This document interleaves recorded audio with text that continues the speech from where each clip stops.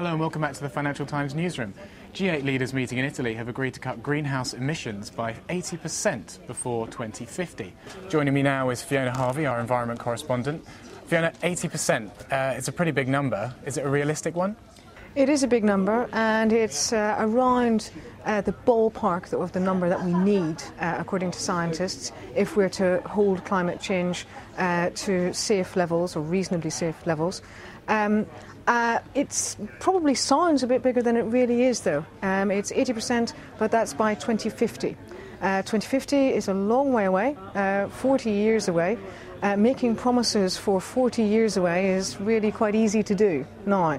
What the G8 leaders have failed to do is to make a shorter-term promise. What was being hoped was that they might come up with some sort of target for 2020. Now, a 2020 target would obviously be much more taxing and much harder to come up with. The EU has come up with a 2020 target. The US President Obama has talked about a 2020 target, but it's not completely certain what target the US will adopt for 2020. And other countries have talked about 2020 targets that are regarded as really quite weak. So although 80% is a good number, it's a substantial number, really to just have that target as a 2050 target is really not enough.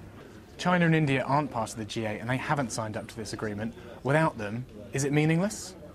Well, they're working, even as we speak, to get China and India on board. And there's a long way to go to get China and India on board, because we've got 6 months left nearly 6 months of negotiating time at the United Nations level. And in fact, the United Nations level negotiations could possibly even go on longer than that. So although China and India are talking at the G8, they won't necessarily want to make any major concessions or any major new agreements at the G8. Part of the reason is because they don't want to put all of their cards on the table at this stage of the negotiations, when there are still several months to run. Another issue is that China and India have got a bit of an ambivalent attitude towards the G8. It's seen as a rich man's club. If they were going to make concessions, if they were going to do a deal, they might prefer to actually do that within the United Nations rather than give it to this rich man's club, which is the G8.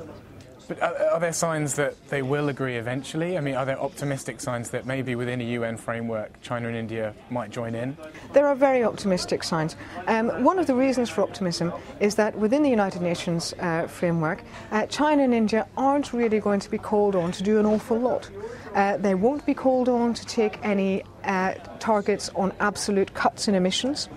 All they will be asked to do is to, in the UN jargon, deviate from business as usual. What that means is that they will have to take some actions to curb their emissions. Their emissions will still be able to grow, they will still increase, but they will increase at a slower rate than they would if there were no curbs to emissions in place. And those sorts of curbs could be investments in renewable energy, investments in energy efficiency, investments in new technologies to reduce carbon. And as long as China and India are prepared to take some steps in that direction, and both are already taking steps in that direction, then that will be enough to get them into the UN process, into a deal.